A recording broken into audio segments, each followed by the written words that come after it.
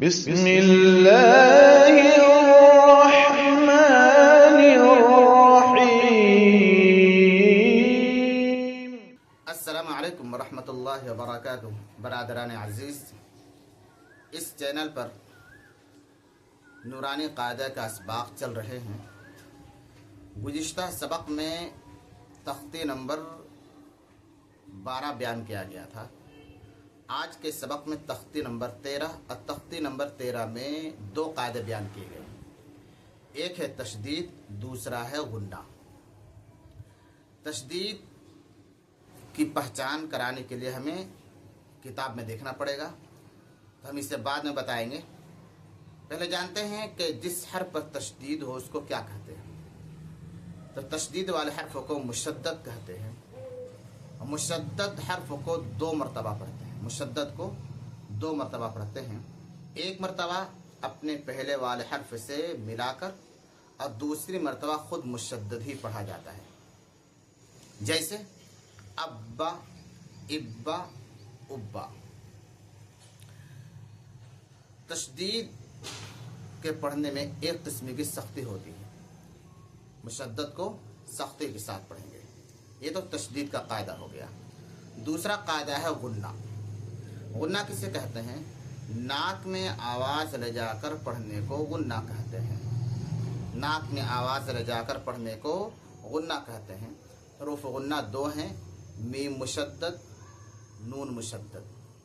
حروف غنہ 2 ہیں، میم اور نون۔ قاعدہ کیا ہوگا؟ جہاں کہیں یہ 2 حرف مشدد ہوں، جہاں کہیں یہ 2 حرف مشدد ہوں وہاں غنہ ہوگا، جیسے من الجنة والناس، حمالة الحطب، ثم لتسألن يومئذ عن النعيم۔ یہ 2 قاعدے اسی طرح بیان کیا گیا ہے۔ اب دیکھتے ہیں کتاب میں کس طرح بیان کیا گیا ہے، اور کتاب میں جو کلمے بتائے گئے ہیں اس کا ہجے کس طرح ہوگا اور اس کا اجرا کس طرح ہوگا۔ تو چلیے کتاب میں دیکھتے ہیں۔ تو آپ دیکھ رہے ہیں کتاب میں تختی نمبر 13 تشدید۔ کتاب میں لکھا ہوا پہلے تشدید کا نام یاد کرائیں، اس کی شکل سمجھا دیں۔ تو یہ جو آپ دیکھ رہے ہیں یہ شکل، یہ تشدید کی شکل ہے، یہ جو بنا ہوا ہے اس طرح، یہ تشدید اسے کہتے ہیں۔ جہاں کہیں قرآن میں اس طرح جس حرف کو اوپر آئے گا تو اسے 2 مرتبہ پڑھیں گے، اس کو تشدید کہتے ہیں۔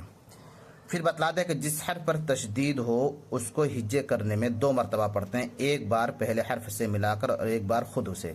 تشدید کی آواز میں ایک قسم کی سختی ہوتی ہے۔ نون اور میم پر تشدید ہو تو غنہ ہوگا۔ ناک میں تھوڑی دیر آواز کو روکنا غنہ کہلاتا ہے۔ غنے کی مقدار 1 الف کے برابر ہے، جیسے انا۔ جو ساری باتیں بتا دی گئی ہیں۔ اس کا ہجے کس طرح ہوگا؟ حمزہ با زبر اب، با زبر با، اب با۔ حمزہ با زیر اب، با زبر با، اب با۔ حمزہ با پیش اب، با زبر با، اب با۔ اسی طرح پورا یہاں تک ہجے کرا سکتے ہیں۔ ابی، ابی، ابی، اتا، اتا، اتا، اتی، اتی، اتی، اجا، اجی، اجو، اجا، اجی، اجو۔ ابن، ابن، ابن، ابن، ابن، ابن۔ ببن، ببن، ببن۔ تبن، تبن، تبن۔